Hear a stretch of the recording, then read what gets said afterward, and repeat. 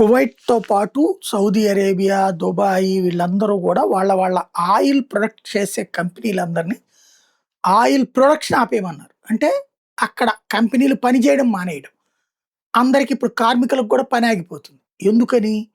Oil తీశాక షిప్పుల్లో load చేసి ఎక్కిస్తే అది ట్రాన్స్‌పోర్ట్ అయిపోతే నిండు ట్యాంకర్‌లు అవతలకెళ్ళిపోతే ఖాళీ ట్యాంకర్‌లొస్తుంటాయి. వాటిట్లో లోడ్ చేస్తా ఉంటారు. ఇదో నిరంతరాయ ప్రక్రియ. ఇప్పుడేమైంది? హార్ముజ్ జలసంధి మూసేయడం వల్ల ఆయిల్ వెళ్ళట్లేదు. అక్కడున్నయి అక్కడే స్ట్రక్ అయిపోయినాయి. ఖాళీ ట్యాంకర్‌లు ఇక్కడికి రావట్లేదు. వచ్చిన ట్యాంకర్‌లను ఆల్రెడీ ఫిల్ చేసి పెట్టారు. రోజుకి 2.6 మిలియన్ బ్యారెల్స్ ఒక్క కువైట్ నుంచినే ప్రొడక్షన్ అవుతుంది. ఇప్పుడు తక్షణం తగ్గించండి. ఏదైతే డైరెక్ట్‌గా ఇటు కాకుండా వేరే రూట్‌లలో సముద్రంలో వెళ్ళేటటువంటి రూట్‌లు ఎవరైతే కొంటున్నారో వాళ్ళకి పోను. మిగతాది ఆపేయండి. అంటే టోటల్‌గా గల్ఫ్ దేశాలు ఆయిల్ కంపెనీలను ప్రొడక్షన్ తగ్గించమని ఆదేశిస్తున్నాయి. ఎందుకంటే ఎక్కడ దాచుకోవాలో తెలియక.